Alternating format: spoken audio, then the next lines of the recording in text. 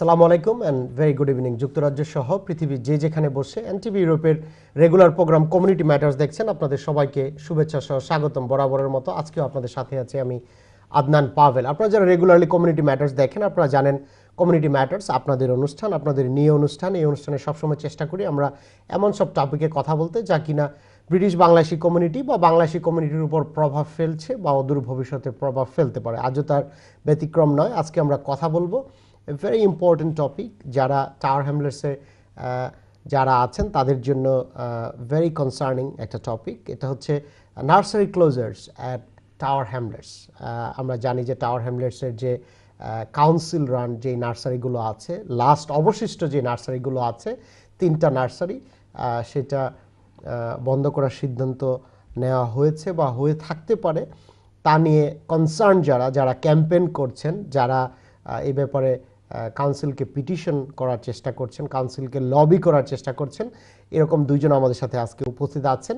আমরা অ্যাপ্রোচ করেছিলাম টাওয়ার হ্যামলেটসের প্রতিনিধিকেও আজকে আমাদের অনুষ্ঠানে জয়েন করার জন্য, so that we can also hear their prospect of this particular matter. But unfortunately আমরা টাওয়ার হ্যামলেটস কাউন্সিলের যে particular body responsible for taking such decision, আমরা ওনাদের কাউকে পাইনি। আমরা অ্যাপ্রোচ করেছিলাম বাট আনফর্চুনেটলি পাইনি। However will try our level best যে ওনাদের যে কনসার্ন বা কেন ওনারা এই ধরনের সিদ্ধান্ত নিয়েছে তাও আপনাদের সামনে উপস্থাপন করার চেষ্টা করব। So before I go any further, let me introduce you my two guests today. On my right hand side I have Nuruja Rahman, if I said it correctly. Nuruja Rahman. She is a concerned parents. Her children went to those nurseries, and she's she's one of this campaigner participating in this particular campaign, so that Tower Hamlets Council doesn't close those remaining nursery. Thank you so very much for joining us today. Thank you. And on my left hand side I have Dr. Philip Rice. He is a member of Overview and Scrutiny Committee. Thank you so very much, Dr. Philip Rice, for joining us today. Thank you. Pleasure. সুপ্রিয় দর্শক, আপনাদের যদি কোনো প্রশ্ন থাকে স্ক্রিনের নিচে যে ফোন নাম্বার আছে সেই নাম্বারে ফোন করে আপনারা আমাদেরকে প্রশ্ন করতে পারবেন। আপনাদের যদি if you are a resident of Tower Hamlets and if you think you or your family will be victimized by this decision, if you think you and your family will be affected by this decision, please do give us a call. আমাদের সাথে আজকে যে দুজন guest আছে, both of them they are expert on this particular topic and we'll try our level best to answer your concern. So if I may ask you, Nuruja Rahman, if I may ask you how you are connected with this particular campaign. We know that is a long campaign, has been happening for so many months now. The resident of Tower Hamlets, they are concerned about closure of last remaining nurseries. So how you are connected with this campaign and what is the particular concern of this campaign? Okay, so this has been going on for years now.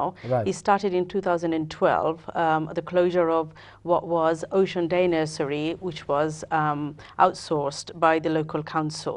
So Ocean Day Nursery was in Stepney Green, and at that time I sent my eldest daughter there. They closed that down very last minute, sky high price, taken over by a private company. Then you had George Green in Isle of Dogs, then you had Queen Mary in Tidy Street. So those two nurseries also shut down because the council kept making excuses, saying they are too expensive, there's a problem with the buildings, and etc.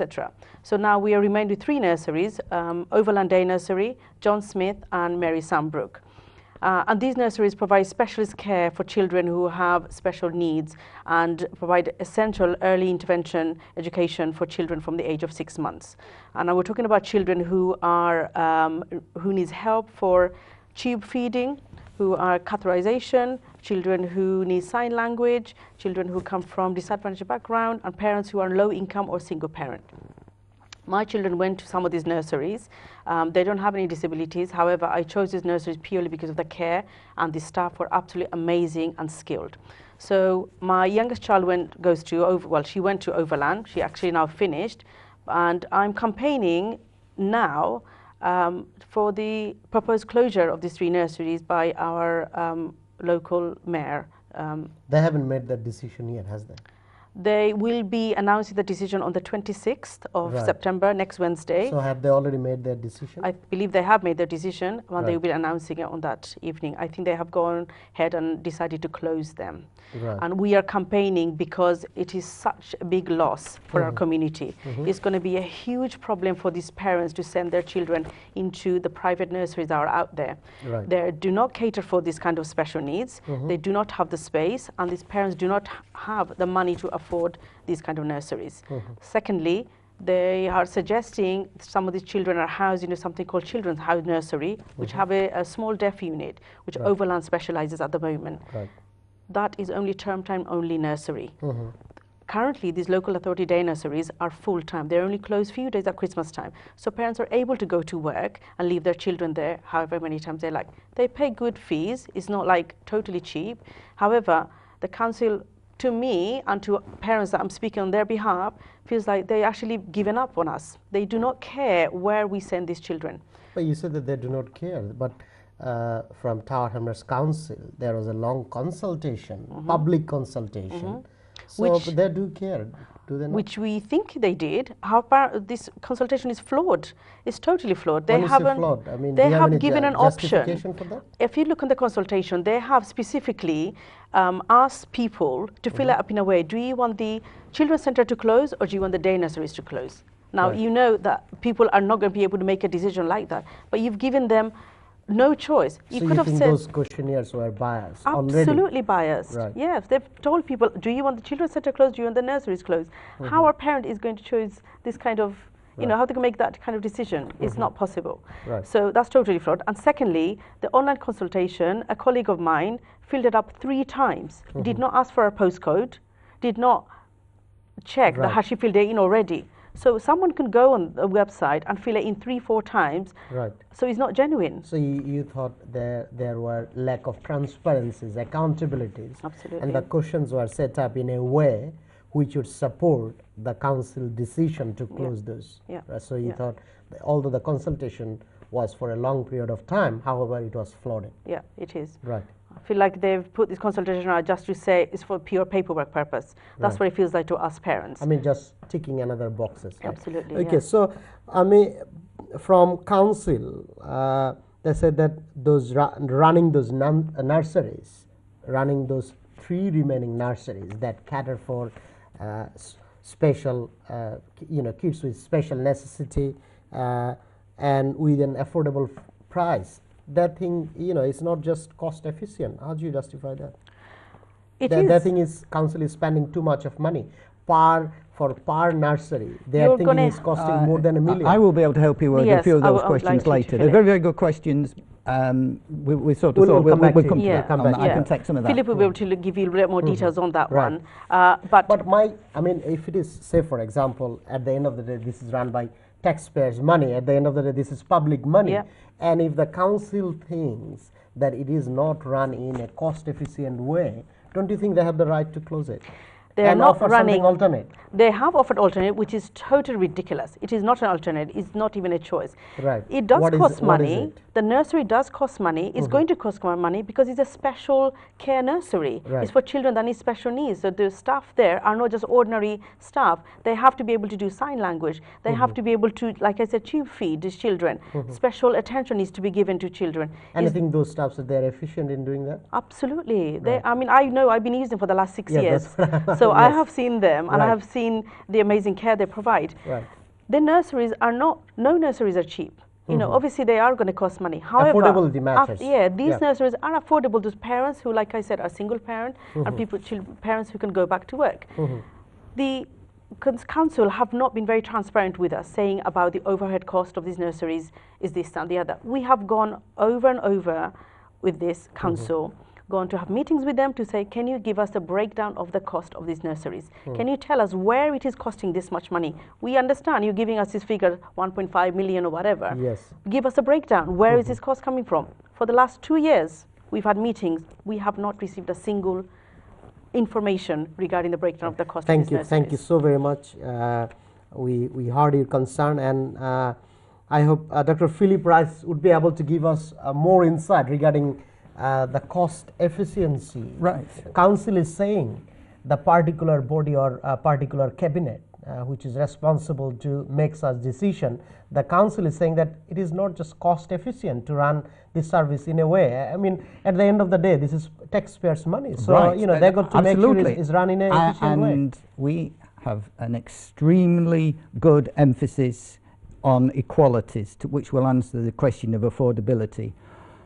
Government, local authorities spend money to achieve objectives. So that money is not wasted. That money is achieving aims. So what we're going to be saying is that the local authority day nurseries are actually achieving very considerable advantages to the community in the area of equalities. Right. You've come in on affordability. I'm saying we should come in on what is being achieved. And one of the most important things you can be talking about is equalities, that we are helping the poor to catch up. We're helping those that are disadvantaged to catch up. This costs money. Sorry, this costs money. But there is not, I mean, from central government, there is significant cut for the last few years. So how the local government will afford to do that? I mean, it's an excellent plan. It's an, I'm sure this is quite generous to do so, but the council doesn't have enough money. Let's take those several points at a time. I think we shouldn't move off the equalities point too soon, because the unique thing about a local authority day nursery is it's producing benefits. It's producing benefits. It's helping children. It's helping parents to get into work. You see, parents getting into work, the economy is benefiting. People are getting off benefits. If something goes wrong with a day nursery closure program and parents can't get affordable childcare, then they lose their jobs. Yeah. They go back onto benefits. So you see, affordability is one side of a pound coin. On the other side is equality. Is the equalities and what you are getting from that money. And the it's unique, a long-term benefit. It is a very, we're dealing with lives. It's a very much where we want to be. It's a person benefit, and we're helping the poorest sector of the community. I mean, going back to her point about council not being very transparent about the whole process, do you agree to that? They could have done far better. And they could have done far better on the equalities point. And that, if I could have a presentation at some stage, I am really going to bang the drum on how important it is to be thinking about the equalities and to see what you are achieving. And there is the main report. I don't know how we can say this to people. There is one main document which is called Securing the Future of Early Years Services, Local Authority Day Nurseries. This is a very good document, really. It's written by the Cabinet, but clearly I'm going to be criticising it, Naruja's going to be criticising it, because it's missing the key gains from the equalities and the key gains from what you're spending money on with the day nurseries. So I don't know how is it going to work. Do we is it available online? Yes, it's easily findable. If my viewers, if they want to have a look online, how do they? They go onto the Tower Hamlets website and they look for Securing the Futures of Early Years Services, and it's the cabinet paper. When it's been produced? It was produced in June, and then it came to the Overview and Scrutiny Committee because the Mayor and the Executive were challenged over their policy. There was a call in, 5 councillors called this in, and there is a video presentation of the actual meeting on the, I think it was the 11th of July, when the Overview and Scrutiny Committee, which is... Was it after election, local election? Oh yes, this year, yes. Then that's absolutely important to get the timeline immediately after the election. So Overview and Scrutiny look at this policy and look at the arguments that are deployed there. And what Overview and Scrutiny can do is we can ask for reconsideration. So we put it back to the Mayor. We stop the Mayor by saying you can't do this now You don't have our approval, but it goes back to the mayor, and the mayor is obviously in the Executive mayor. The executive mayor has the ultimate say in this, but he's very keen on using overview and scrutiny to help him in good policy formation. So the overview and scrutiny, it's 10 councillors and 6 community representatives, and So I am a community representative of So the overview and scrutiny committee Yes. does have a big stake in this. And yes, and particularly in education, because we've got parent governors, we've got two parent governors, we've got a representative of the Roman Catholic schools, we've got myself as a representative of the Church of England schools, we've got a representative of the Muslim faith, and I think there is another parent governor. It's a lovely community group in principle. Thank you very much. We will listen more from both of you. We need to go for a quick break. সুপ্রিয় দর্শক, আজকে community ম্যাটার্সে আমরা কথা বলছি tower হ্যামলেটসে যে last remaining council run নার্সারিগুলো আছে তা নিয়ে আমরা কথা বলছি। এই টপিকে আমরা আরও কথা বলবো। আমরা যাবো একটা বিরতিতে, আমাদের সাথেই থাকবেন।